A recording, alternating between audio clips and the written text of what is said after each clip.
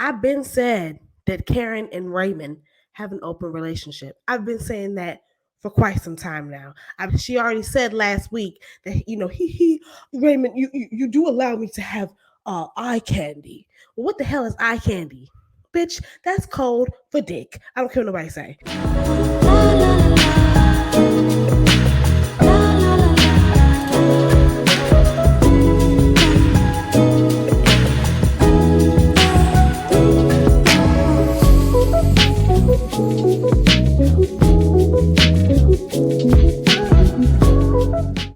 Hello, my beautiful stones and gems. I am your host, Miss Mama Medusa, and this is the Medusa Show, and we are here to review Housewives of Potomac, episode 5, child. Make sure you hit the subscribe button if you're new to this channel, and give this video, and make sure you give me a thumbs up.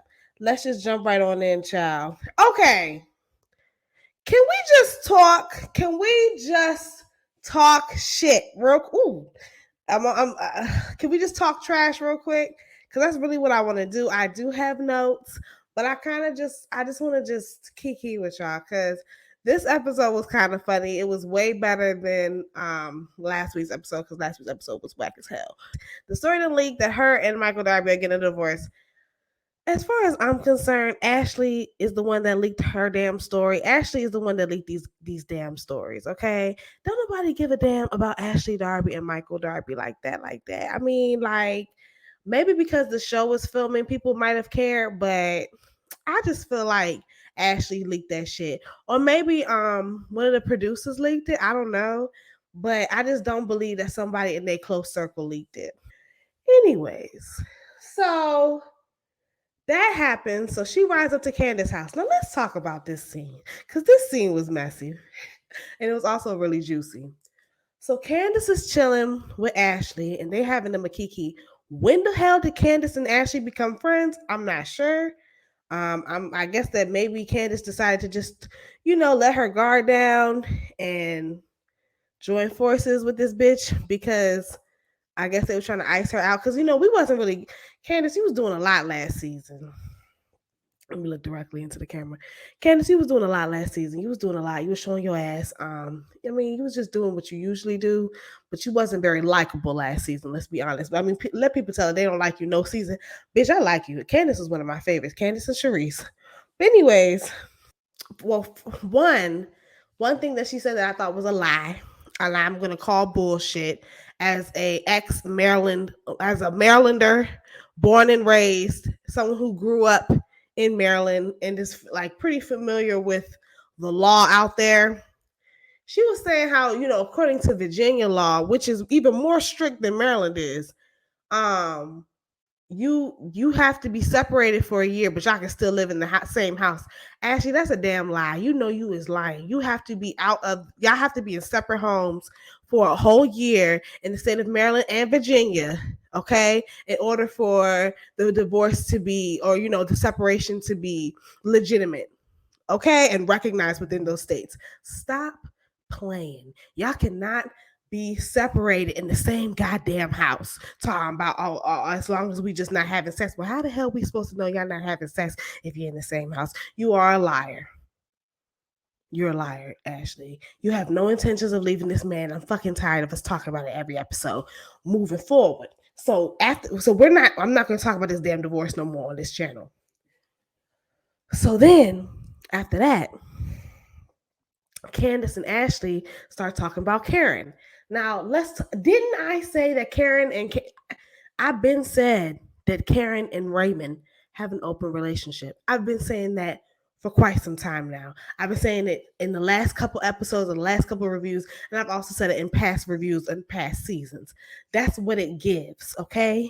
In addition to that, she already said last week that Raymond, you do allow me to have eye candy. Well, what the hell is eye candy? Bitch, that's code for dick. I don't care what nobody say.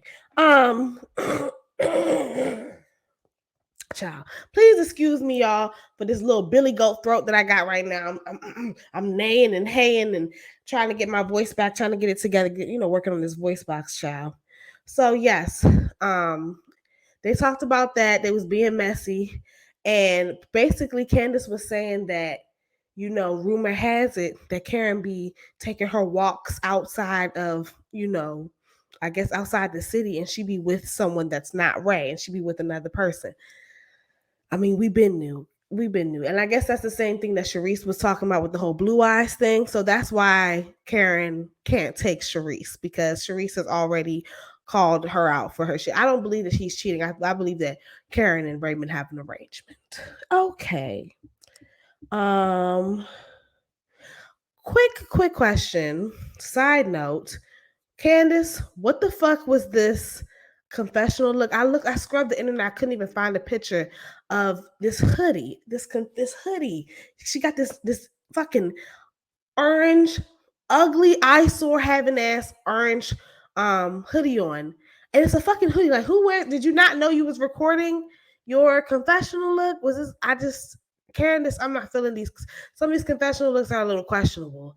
And also, in terms of questionable, what's going on with your face? Why is your motherfucking eyebrows raised so high and shit? Candace, did you get some Botox? That's what it's looking. Candace's face look a little sculpted. And I mean, it don't look bad. It don't look bad, but I just feel like it wasn't necessary. Candace, if you do not have surgery, then maybe your makeup artist is doing something to make your face look like that. But I don't know. I was just wondering. It looks like you just had some fresh Botox, and I was just wondering if that the tea. That's what it looks like. Okay. Whew, Robyn was getting on my damn nerves this episode, child. She gets on my fucking nerves. I cannot stand Robyn. I'm sorry. Like now my day, damn it, now my whole Monday is thrown off because we gotta talk about this. I'm trying to stop cursing. Robyn is talking about this damn prenup. I have in my notes that Robyn don't know if she want to get married, just like Ashley don't know if she wants to get a damn divorce. Like both of them are on the same. Both of them are fucking lying about their storyline. Look, Robyn, you know damn well you don't want to marry Juan. So why the fuck do we keep on talking about this shit? Why we gotta keep talking about this dusty ass Negro? I'm sick of it. I'm sick of hearing about him. I'm sick of him. Honestly, it's time for some demotions. It's time for some demotions. The writing, the time has come. The writings are on the wall. Like, bitch, I'm sick of Juan and Robert. Honestly, the most interesting people on the show is Candace, Gisselle, and that's about it. If we being honest, because Karen don't really give much. We don't. I mean, I guess Karen. Oh, and Wendy always got something different going on. So Wendy got a kidney stone, and Wendy's pretty much working her fingers to the bone. And certain. I'm not going scene for scene. I'm just gonna talk about everything that happened in the episode, but because I hate sticking to that schedule. But Wendy's just all over the place. She got a kidney stone. Her hair is coming out. She got all these goddamn businesses. It's just like, girl, sit down and drink some water, okay? Like, I just Wendy got too much going on. Wendy represents the overworked, strong Black woman that I'm trying to step away from, and I wish that other Black women would also divest from that narrative. Next, moving forward, we have Candace and her sister child. Bring Candace's sister on the show. That would be good. That would actually be good. Candace's sister is it's funny as shit. She's in there doing her mask. She just gives me like a little ghetto, not really, like a little, you know what I'm saying? Like she cool. But like ghetto in a good way. So Candace's sister is there, and I guess they was talking about how she got a feature, her sister Candace got a feature with Trina. And I'm sorry, I don't remember Candace's sister name. I gotta write it down next time. But the sister was like, "Well, who is that child? Why Chris say you don't know the baddest bitch? Listen, let me tell you something. That shit had me hollering. I think that was like probably like the best part of the episode for real. When that man asked her, you don't know who the baddest bitch is? I know that's right, Chris. I know that's right. He had that white man call her the baddest bitch, but he said it so casually that I just was like, I'm gonna let it slide. I'm gonna let it slide. But yeah, that shit was funny. That shit had me hollering and screaming. Then we get to this burn session. We just gonna jump right on it. I don't even remember what I honestly I stopped taking notes at this point. But we get to this burn session, and I guess the whole purpose was they supposed to write down something and burn it. I don't get it. I didn't really understand what was going on. Apparently, this was the same place that Candace got her Candace got her ass whooped at. Child, that situation was so unfortunate, but it all worked out for the best. Hey, I mean, so that's that. But we had this burn session, child, and I guess Candace, no. Wendy is hosting it. Um, Everybody goes around the table and says how they feel about Wendy. And they just pretty much say that she's kind of standoffish and rude. People are still mad at her from last season from getting up at that ass and moving the walls around, right? Okay, cool. Whatever.